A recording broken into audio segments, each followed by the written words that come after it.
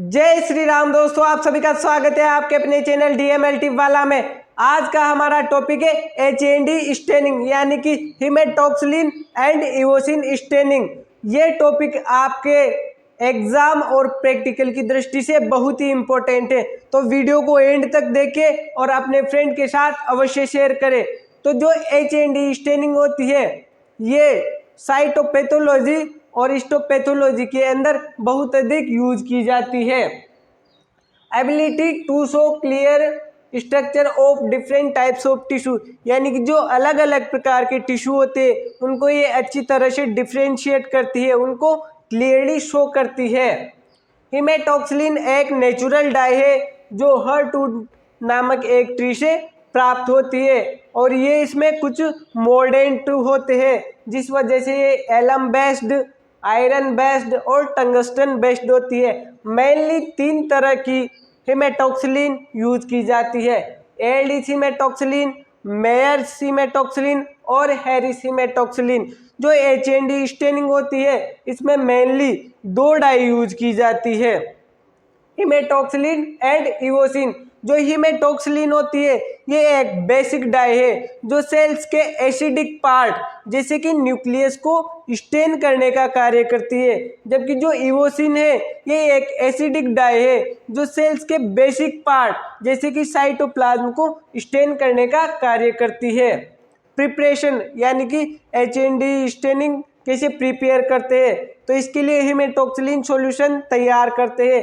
हिमेटॉक्सिलिन crystal 5 ग्राम लेते हैं और इथाइल एल्कोहल 50 ml लेते हैं। पोटेशियम या aluminium alum 100 gram, distil water 950 ml, mercury chloride 2.5 gram और glacial acidic acid 40 ml। Hematoxylin is dissolve in alcohol and potassium alum in distil water यानी कि जो हिमेटॉक्सिलिन क्रिस्टल्स है उसको अल्कोहल में डिजोल्व करते हैं और जो पोटेशियम एलम या एल्यूमिनियम एलम होता है उसको डिस्टिल वाटर में डिजोल्व करते हैं। Mix both the solution, heat the solution to boiling point और फिर दोनों सॉल्यूशन को मिक्स करते हैं और उसके बॉइलिंग पॉइंट पर उसको गर्म करते हैं। Cool the solution and add mercury chloride और फिर उस सॉल्यूशन को ठंडा करके उसमें मर्क्यूरी क्लोराइड ऐड करते हैं। Finally add glacial acidic acid और फिर उसमें अंततः ग्लेशियल एसिडिक एसिड यूज करते हैं।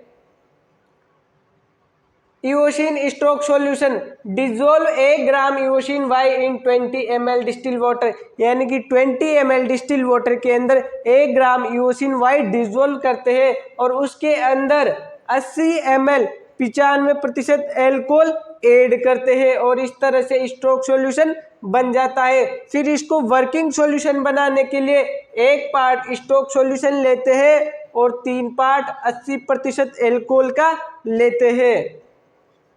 Add 0.5 ml acidic acid before use और फिर इसको यूज करने से पहले 0.5 ml एसिडिक एसिड इसमें ऐड करते हैं।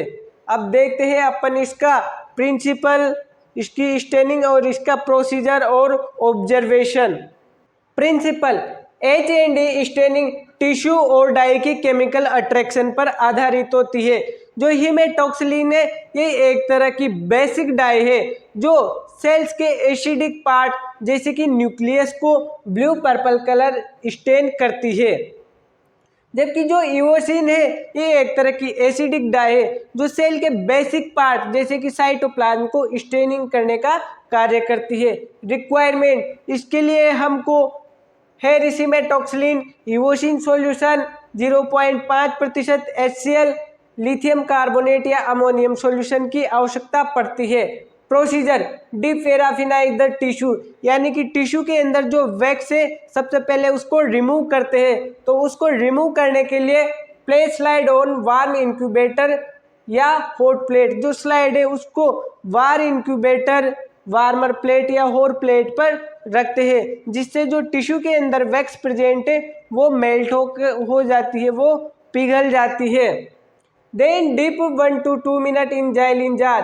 फिर भी यदि टिश्यू के अंदर कुछ पैराफिन वैक्स उसमें प्रेजेंट है तो उसको क्लियर करने के लिए 1 से 2 मिनट के लिए जाइलिन के जार में रखते हैं। फिर जो टिश्यू है उसको हाइड्रेट करते हैं, तो हाइड्रेट करने के लिए अल्कोहल इन डिक्रीजिंग कंसंट्रेशन 95%, 80%, 70%, यानी कि जो अल्कोहल होता है उसको डिक्रीजिंग कंसंट्रेशन में यूज करते हैं, जैसे 95%, 80% और 70% में अपनी स्लाइड को रखते हैं। रिंज विद वाटर, फिर उसको पानी से रिंज कर लेते हैं, यानी कि उसको अच्छे से खंगाल लेते हैं।